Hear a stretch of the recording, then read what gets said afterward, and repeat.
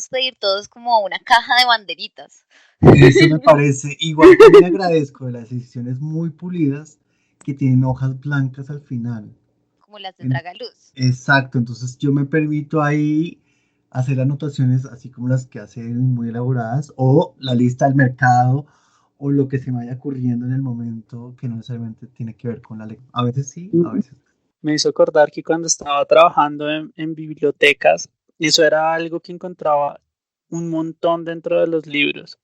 La lista de mercado, la lista de las cuentas por pagar, el cobro del odontólogo, era un montón de cosas y era algo muy curioso de ver y también muy entretenido porque es como le da vida al libro. Alguien estuvo aquí y me parece genial. Ay, sí, totalmente de acuerdo. No hay nada más bonito que encontrarse como una historia del lector que tuvo ese libro anterior. Es muy chévere. Yo incluso diría que en ese sentido leer libros usados para mí no tiene ningún problema, siempre y cuando sean míos y los pueda rayar a mi antojo. Bueno, mis hábitos lectores sería que yo también leo con lápiz, preferiblemente con portaminas de colores para que se vea más y pongo estrellitas o corazones al lado de la frase que me gustó subrayadita. Pero si es un libro más académico o de no ficción, me gusta ahí sí ponerle post-its porque pues es como más fácil de encontrar lo que quiero.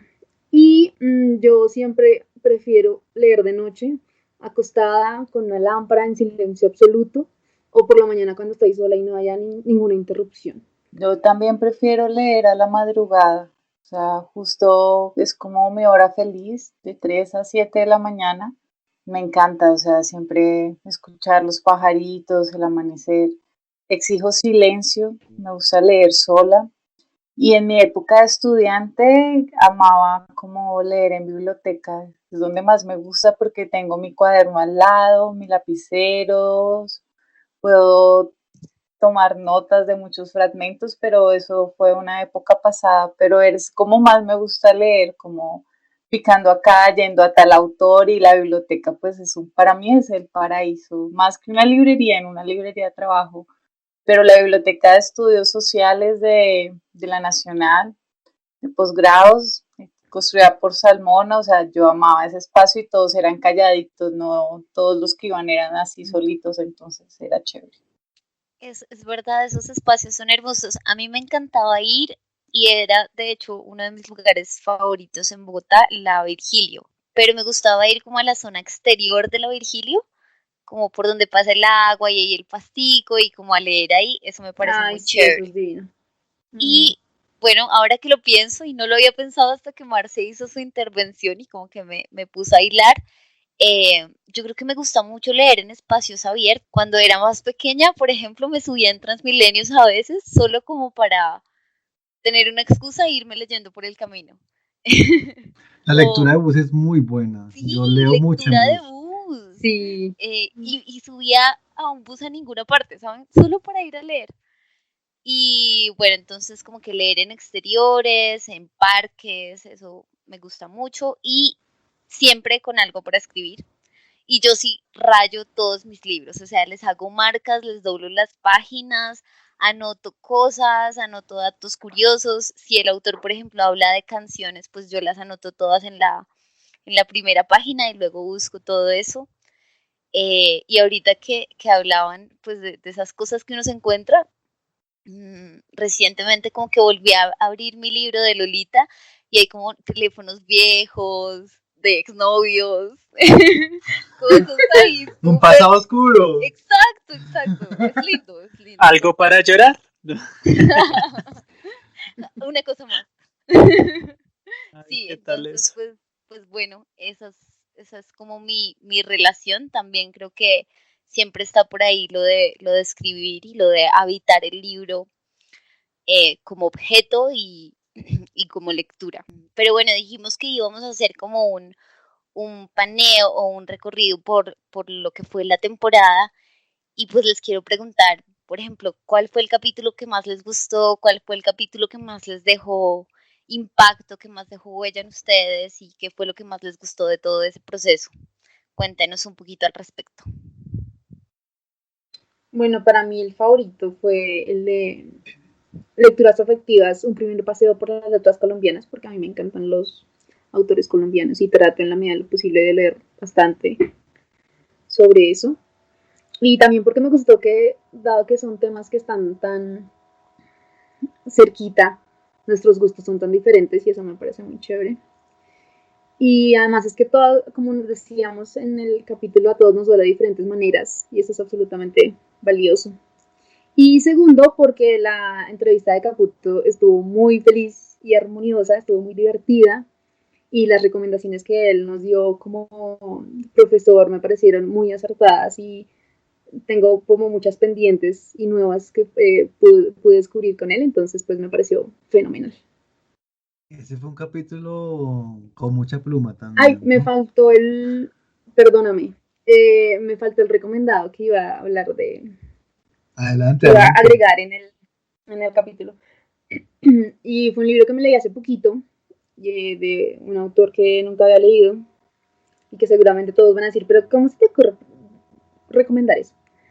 Pero me gustó mucho Historia Oficial del Amor de Ricardo Silva. Nunca la había leído, pues sí que fue un libro muy bonito y dado que es sobre la historia colombiana, me parece que es un libro que vale mucho la pena. Bueno, pues todos tenemos gustos distintos, ¿no? Y lecturas distintas, incluso acercamientos a los mismos autores de manera distinta. Yo soy un poco más vintage en este recorrido retrovisor, y yo me voy hasta capítulo 2. Sueñan los libreros con librerías independientes. En esa ocasión el invitado fue Lucas y en esa entrevista pudimos notar, o por lo menos para mí fue muy evidente, que habían libreros con electricidad, y a pesar de los problemas técnicos que teníamos entonces y que todavía de vez en cuando aparecen en los últimos capítulos, yo creo que fue un capítulo que tenía una filosofía muy contundente sobre el hecho de trabajar sin concesiones. Y creo que una librería como la de Lucas, Mr. Fox, es muestra de ello, ¿no? Y a propósito de una librería como esa, yo diría que mi prescripción sería El increíble niño come libros. A propósito de Oliver Jeffers, por supuesto, a propósito de la anécdota que conté con Ana María en otro capítulo, que no sé si fue ese o en el de Zuli Pardo, y porque, claro, es una historia fascinante donde finalmente, como dice Lorca, eres lo que lees, no solo lo que comes, y pues al protagonista le pasa eso un poco, que se come los libros. Sí, ese cuento es hermoso y mira que me haces pensar en otro que se llama como Una niña hecha de libros, sí se llama así, ustedes me corregirán, si Precioso, no, precioso. que es súper lindo y como que ronda ese tema de que estamos hechos de libros, de fragmentos de libros que hemos leído y eso me parece muy bonito, me identifico mucho con esa postura y además como que el libro hace todo un recorrido por grandes hitos de la literatura, entonces no es solo el texto, sino como los metatextos y cómo se relaciona con otros libros como Alicia y bueno, hay otros clásicos infantiles. Eh, entonces, pues la prescripción también sería pasar por Lucas, Mr. Fox, y allá, bueno, encontrarán estos títulos que mencionamos. Respecto de mi capítulo favorito, yo creo que fue una decisión muy difícil, esta pregunta me costó, pero bueno, digo que los tengo que mencionar porque no los puedo dejar por allá abandonados, entonces hay un top 3, el de Tragaluz, que me encantó porque Pilar fue una invitada que, no sé, me, me, me encantó simplemente dialogar con ella. Entonces el de Tragaluz, el de el de Colombiana, que también me fascinó, y Nata tiene razón, fue un capítulo como muy divertido, muy fácil de llevar. Giuseppe fue súper carismático y generoso, entonces ese es el segundo, pero me quedo definitivamente con el de poesía.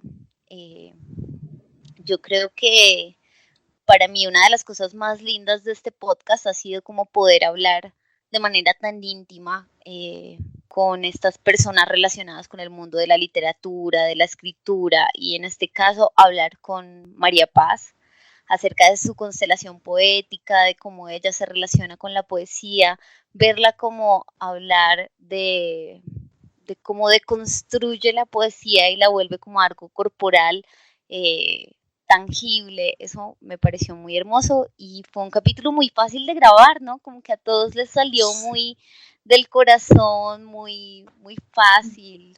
No sé, ese es mi recomendado definitivamente. Y para recomendar algo pues relacionado con poesía, yo pondría como el de Moradas Interiores, que tiene 4 poetas, que ya les he hablado de ese. Y si no, eh, los de Taller de Edición Roca, La Casa Sin Sosiego, que también ya he dejado pistas por ahí. ¿Quiénes nos faltan? Marce, ¿cuál fue tu favorito? Sí nos escuchaste todos, ¿no? Yo me voy al origen, al más difícil. ¿Al cero? Al cero, claro, al Leo luego existo, pues porque fue la gestación, todo lo que estuvo detrás, el diseño, el logo, reunirnos, darle forma, eso fue muy bonito. Entonces, pues sí, ahora que este es el 10º, pues seguro este va a ser mi favorito después. El cierre, el principio del cierre, a mí me gustan esas cosas. Además, el alfa y el omega. 2 veces. El 0 se grabó 2 veces, no sé si se acuerdan. No, se grabó muchas, pues sí, además Juan, no, o sea, miles de veces, fue terrible. Y tuvimos muchos nombres. Pues mi recomendado también viene de ahí, que es Tengo Miedo Torero. Pues ya lo había leído por recomendación de Carlos y me lo encontré cuando fui a visitar a mi hija. Todo el mundo tiene que leer a Pedro Lemebel, en serio, como independiente del género, todos. Totalmente de acuerdo, yo apoyo la moción. Sí, qué bonito que te acuerdas de eso. O sea, todo ese trabajo artesanal detrás de la construcción de este podcast, ¿no? Que al fin de cuentas eso es como que lo que nos ha brindado alegría a todos, como en estos meses tan raros.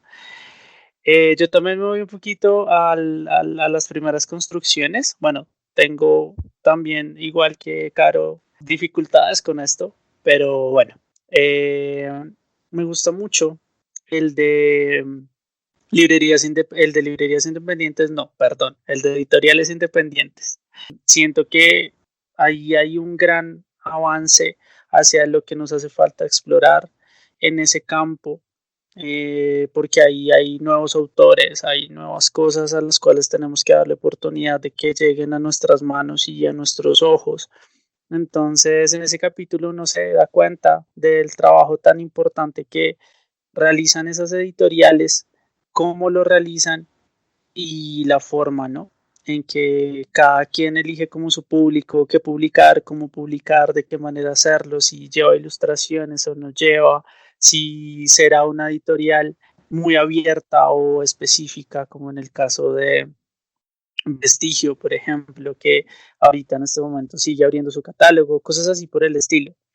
El de cine también me gusta mucho, pero ya es un tema muy personal. Además, pues todo lo que nos aportó Hugo con sus frases, con su adorno en el lenguaje y con sus referencias cinéfilas que, bueno, a más de uno lo van a poner a buscar. Y concuerdo con Caro también, el de poesía, siento que es uno de los más orgánicos que hemos tenido, de los más naturales que han podido salir en esa conversación. Todos hablamos con fuego en ese capítulo, así que ese sería como mi top 3. No puedo poner un podium, pero pues ahí están.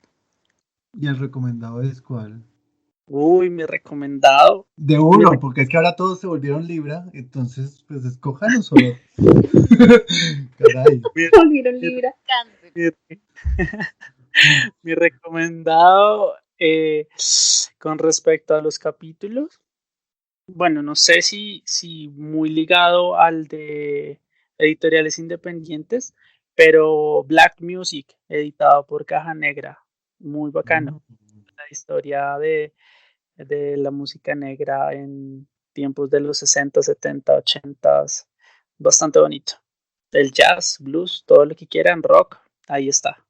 Me gusta lo que dices y me gusta mucho que hayas rescatado el capítulo de editoriales independientes, porque además siento que eso le dio un tono a toda la temporada y Y es un tono que viene de algo que nosotros sentimos, yo creo que todos, que es el tema de la curaduría y de la importancia de las editoriales independientes frente a la curaduría, ¿no?